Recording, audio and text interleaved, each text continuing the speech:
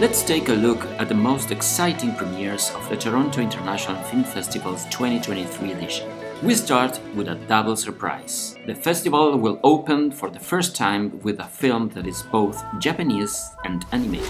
The Boy and the Heron, produced by Studio Ghibli and directed by 82-year-old director Hayao Miyazaki. There are also an interesting number of films directed by actors and actresses, many of whom will be making their debut films here. Patricia Arquette, Oscar winner for Best Supporting Actress in Boyhood, presents her first film, Gonzo Girl, in which a struggling young writer takes a job as an assistant to a novelist with a wild reputation. Kristin Scott Thomas, Oscar nominated for The English Patient, makes her debut with the family drama North Star, in which three sisters return home for the third wedding of their twice-divorced mother. But mother and daughters are forced to revisit the past and confront the future. And Anna Kendrick, Oscar nominated for Best Supporting Actress in Up in the Air, does it with Woman of the Hour. In 1978, serial killer Rodney Alcala appeared in The Dating Game and landed a date with single Cheryl Bradshaw.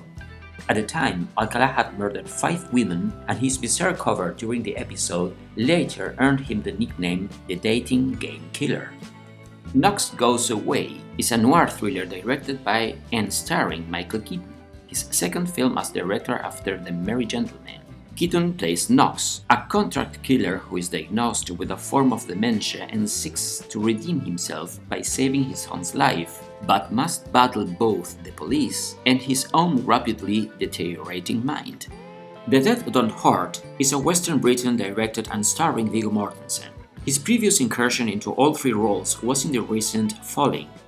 Here the story is set in the 1860s San Francisco, where French-Canadian Viviane Lecuda falls in love with Danish immigrant Holger Olsen, but the Civil War separates them. Meanwhile, Ethan Hawke presents his 5th feature film, Wildcat, a dramatic biopic about American novelist Flannery O'Connor as she struggles to publish her first novel. What if you suddenly discovered that you appeared a lot in many people's dreams? This is what happens to Nicolas Cage's character in Kristoffer Borgli's Dream Scenario, where Cage plays a lonely professor who not only discovers that people see him in his dreams, but that his dream version starts to turn violent. The End We Start From is a thriller starring Jodie Comer and Benedict Cumberbatch, based on the book by Megan Hunter, directed by Mahalia Belo in her feature film debut. A woman and her newborn son try to find their way home as the environmental crisis submerges London in floodwaters.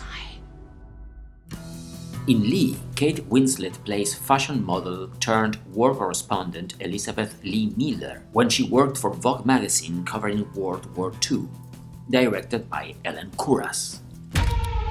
Dr. Bond, cast the first stone, if you will. In The Pain Hustlers, directed by David Yates, Liza Drake becomes part of a pharmaceutical company in trouble, which is not acting entirely ethically. Based on an article by Evan Hughes in the New York Times Magazine. Seven Veils is the latest collaboration between writer-director Adam Egoyan and Amanda Seyfried. It is a drama about a young theater director who attempts to stage her mentor's most famous work, the opera Samoe, but is haunted by her own traumas which come rushing back to the present. This year's Toronto International Film Festival will also feature some of the most important films to have premiered at the year's major festivals. Winner of this year's Palme d'Or at Cannes Film Festival, Anatomie d'une chute is a family drama written and directed by Justine Triet. It focuses on the story of Sandra, whose life has been thrown into chaos following the death of her husband. As their marriage has been strained, she is blamed for the death and put on trial, while their blind son faces a moral dilemma as the only witness. Origin, recently screened at the Biennale di Venezia, is the first film in 5 years from director Ava DuVernay, based on the life of Isabel Wilkerson, author of the book Cased, The Origins of Our Discontents. It is an adaptation of sorts that examines the process of the author's research. Hitman is Richard Linklater's new film starring Glenn Powell as a computer consultant from the Houston Police Department who is asked to pose as a hitman so that the police can catch the people who hire him. Everything seems to be working well until he decides to help a woman who hires him to kill her husband. Recently premiered at the Biennale di Venezia.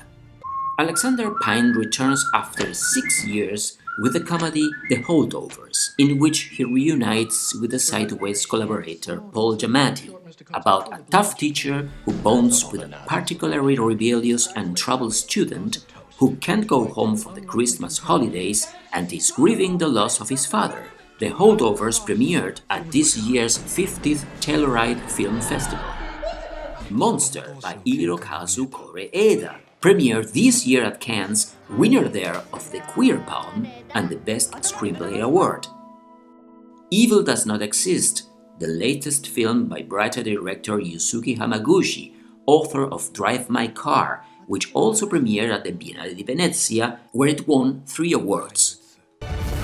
Concrete Utopia. Tae-hwa's latest is a disaster film set in Seoul about the calamity of a major earthquake and what happens after everything has been destroyed. Fair Play. Chloe Domon's debut feature film premiered at Sundance with very positive reviews. Good idea.